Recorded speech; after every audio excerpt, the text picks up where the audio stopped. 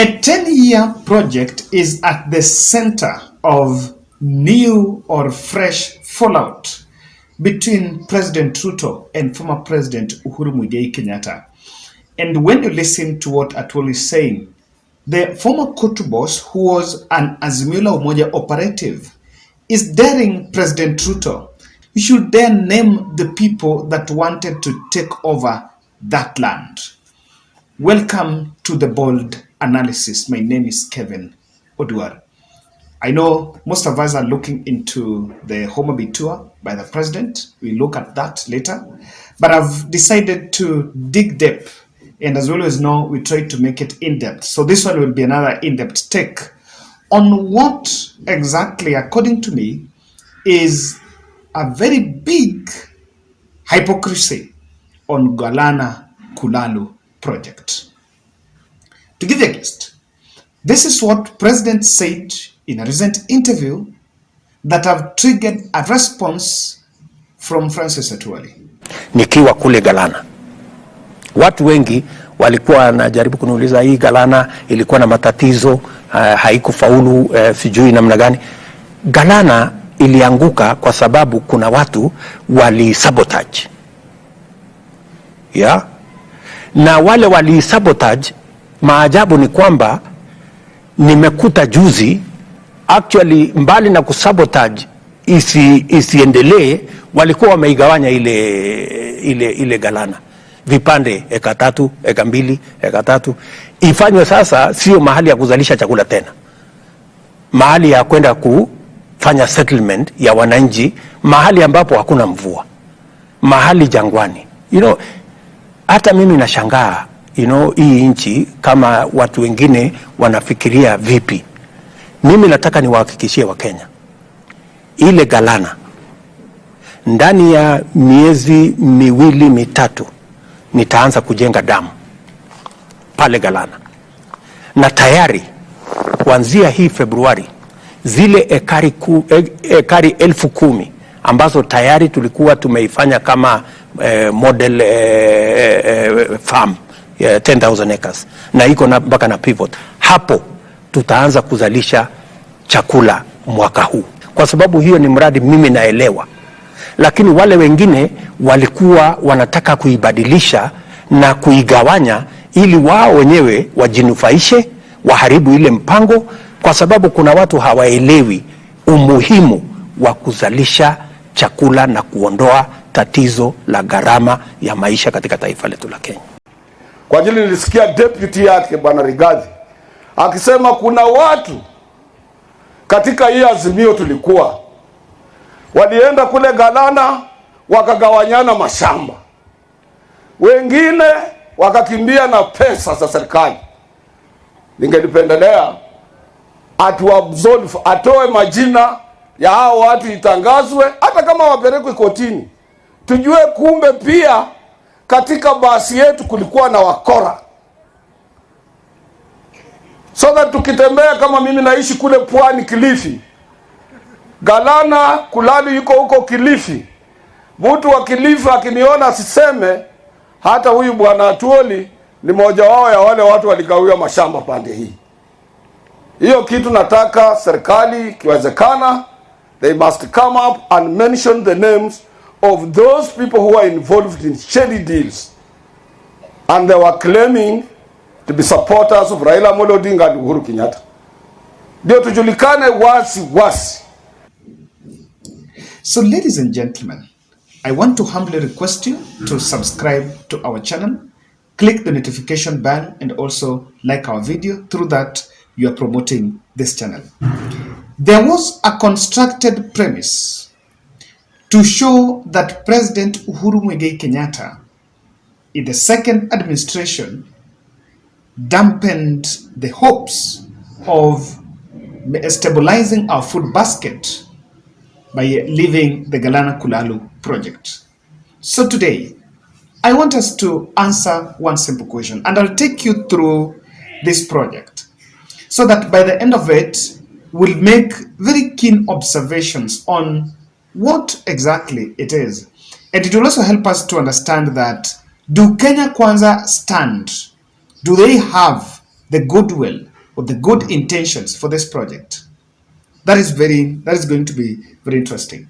I looked at this drama. The video you're seeing on your screen is a video when President went to inspect that project. He went there to just visit that scene, the place, and when he came back, he appeared to be playing a dramatic script by saying he went there and realized that the land was going to be subdivided. This is a project started way back in 2012, and by 2017 it had happened. So, President, really, how do you walk there and then you come up with that? Those are things that is already furnished with it. And I agree that he is the right person that understood what the project was. What puzzles many observers is, as a man who has said he understood what Galana Kulalu was, how is it possible that he doesn't understand how it collapsed and whether that is being defined? So this is what it is. I will take you down back to 2014. The Galana Kulalu project was birthed in 2014 through a National Irrigation Board deal, which was under the Ministry of Water and Natural Resources, headed by Judy Wahungu. And the deal was between NIB, National Irrigation Board, and Green Arava in mid-2014.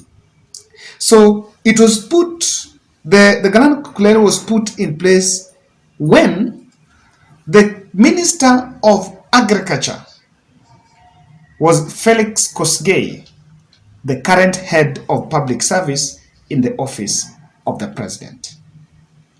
So that was it. And the head minister who was in charge of natural water and natural resources, Judy Wahungu, that one left, and the minister was taken over by Eugene Wamalwa later on in 2015. So apart from that, some Israeli experts were roped in the project because it was a partnership between Kenya and some Israeli investors. So just pause and say this. If honestly you want to know what even went wrong, President Ruto need not to go far. In 2014, there was no fallout. They were together, and it's all over in public that by then, Uhuru and Ruto were buddies, and Deputy President William Ruto was the engine behind the ministries. It will be a lie on our end to assume that President did not know, or rather, our current president was not involved in it. So when it was signed, it was a big potential. The cost was estimated to be 260 billion, but the initial model would cost around 14 billion. And what happened is this. This is where it collapsed. I want to tell you. There was this 10,000 acre that was a pilot. Kwa sababu, the whole project is 1 million acre. But before you till the 1 million, there was a startup, ya kupima pilot model of 10,000. And in October 2015, the model, the land that was tilled, the 10,000 acre that was tilled, that was still under cultivation, as a trial, produced 10 bags of maize per acre instead of the estimated 40. So that's where people now started raising questions. The estimation was the 10,000 each acre was to raise 40 bags of maize. But here is 1 acre raised 10 bags of maize. So it means their estimation did not go right. And Parliament started asking questions saying, is this project even viable for the people? Is it going to help us? So during this time, in 2015, it was after Eugene Wamalwa had taken over the ministry in the new reshuffle. And after agriculture, from that, he took over from Judy Wahungu, that Ministry of Agriculture, and that Ministry of Water and Irrigation. And when the harvest did not go right is at this level that questions started emerging. Let me tell you, this project was bogged by exorbitant loans. Out of the 10,000 model was actually leased, and what was leased was even 20,000. People were even asking, if the model was 10,000, why did we even lease 20? You know, the land belonged to agricultural corporation. So how did things go until even government took loan from some Israeli investors, and the loan was very exorbitant, with Waziri Wamalwa saying that it was also the species of the crop of the maize that they planted there. They planted different species to try which one was most effective in the land, and that's why it didn't go on well, which you really understand. So when MPs and the Auditor General Edward Ouko raised questions and red flags that money had gone down the drain, this was back in 2015-16 there. Money had been spent in it, and there was bit of Kenyan taxpayers had lost the value for their money. It is at that moment that then people said, look here, that's not it. And so, let me not take you far. During the presidential debate, Ruto answered a question on Galana Kulalu, and he explained what happened up to where, and said that the Uhuru Kenyatta's government did not take up, of course, that there was also, in terms of the assessment report on availability of water, so they needed to build a dam before even that project. So the other things came into play.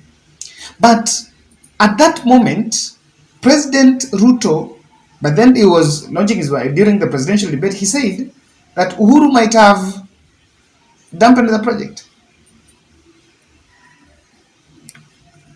Fail. The Galana Kulalu project was conceived. In fact, what happened is the first 10,000, the pilot on the first 10,000 program took place. In fact, the first harvest of maize in that program came into being. And the recommendations from the trial on that project was we needed to build a dam because the water from the river was not sufficient to do the Galana Kulalu project. We needed to scale up now and do the dam so that the water that was available, because the soils research and the trials showed that the soils could actually support the production of maize and other cereals. Unfortunately, it didn't move from there because we didn't get the dam sorted. And you know that we had actually 57 dams that we would have wanted to do. Unfortunately, they didn't happen. They suffered. So why didn't you do the dams, Honorable Deputy President?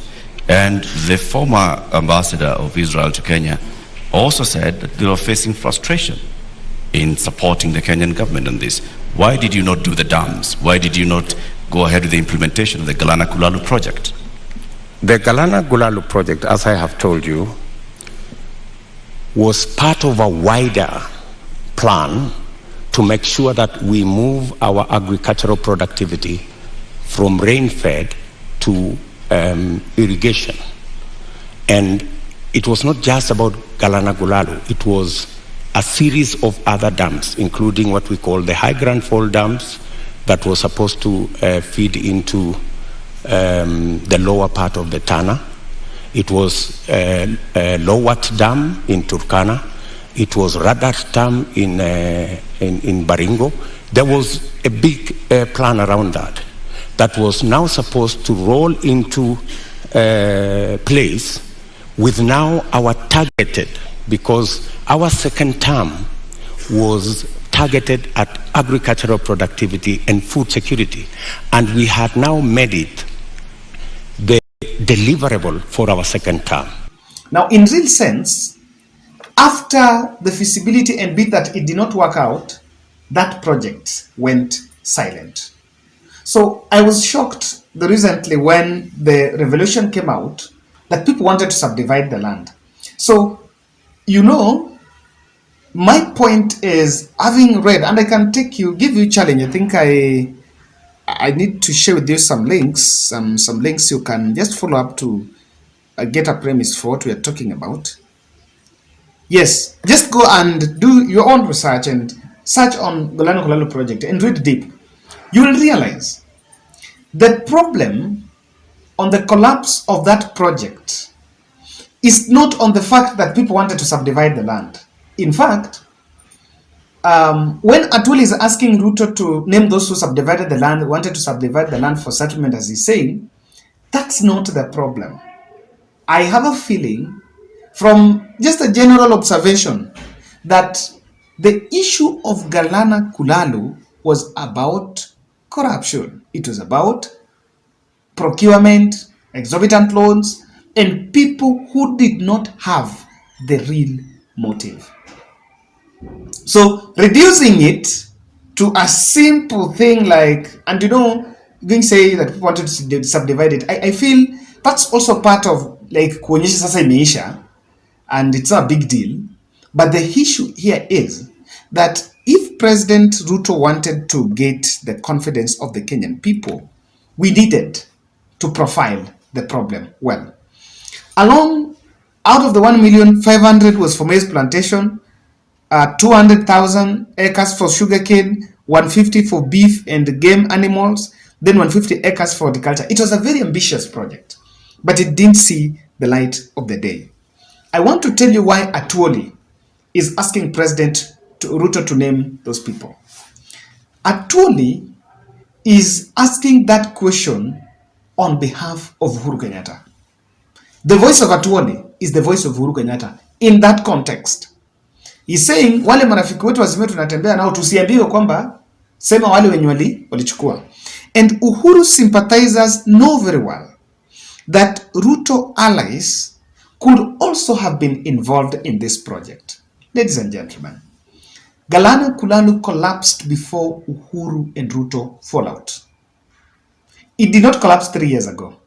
It collapsed 5 years ago, 7 years ago, after the first harvest in 2015. In fact, it collapsed 7 years ago when Uhuru and Ruto were together. So Uhuru coming out, and I think when Ruto coming out to apportion the blame that Uhuru, it will take subdivide, that's the problem. I think even Uhuru knows that maybe you can be shocked that players, individuals involved in that subdivision are people currently in government. And that's why it's far-fetched. You can ask everything, but Ruto may not give that list. Say, you don't want me to mention those people. Those people could still be in government. Secondly, the motive of the saboteurs, the people that sabotaged Galana Kulalu, from what I've been gathering, is that the project was a threat to even cartels in the maize industry. That's it. So you can also do your research and find out maize farming, who are interested, so that you create a bigger picture. It opens a bigger picture on what exactly we are dealing with. And it must have the motive. The sabotaging of this, apart from people gaining money, just finding out, doing these giant projects. These giant projects are normally good. They're normally backed with good intention. And one of those secret intentions that you'll never be told is about the proceeds, because they have huge kickbacks. Galana Kulalu was a single-sourced, procurement was single-sourced. There was no competitive bidding by companies. That's what I've also gathered. So it only shows you that to onset, Ruto should dig deep, and I know he's doing that, to know that it's not about Uhuru people going in the land. That's not the full problem. The full problem here is, was it sabotage because people knew that if it is going to add something into our basket, the maize farmers are going to suffer? Do we, Or did we put maize farmers to produce maize in Galana Kulalu? We need to ask ourselves those questions. And lastly, we should talk, and the talk on Galana Kulalu should be about the money aspect. We should tell Kenyans what taxpayers lost, what exactly went wrong, so that when you show an intention, we get the confidence that you mean well for it. No one is talking about, and that is it. Ruto did not speak about how corruption of people who are in charge of that project decided to sink it. That's what happened. But we seem to be saying we are reviving it because it died, and it died because Uhuru did not give it a priority. Uhuru did not give it a priority, yes, that's it. That's the truth, that this second term, Uhuru did not give it a priority. But not giving it a priority only showed you that it did not have the goodwill of the people, or that it did not have the goodwill. So when you say what happened, the problem is not that the land is going to be subdivided. If those who are in charge realize that the problem will come to an end and there is just an idle land, what was wrong by subdividing it for human settlement? Maybe, of course, people want to benefit individually. But if hakuna kitu inafanya, so that is it. The real thing is that we lost Kenyan people, lost money, exorbitant deals and loans, unless we show a clear line that we have the good intention, the motive will be the same as of the 2014. So that's my take, and I believe strongly that what Atwoli was speaking about, who was speaking just to tell Ruto that this is bigger than it. Kenyans need to know it's big. Galana Kulalu is bigger than land being subdivided for consumption, for people's settlement. It went down the drain because of very big corruption scandals. And so if that is addressed, and we know that the money aspect in it, if Ruto will not address that, then I'm telling you, if we still go down that route, I'm telling you, cannot be any success. But that's my take.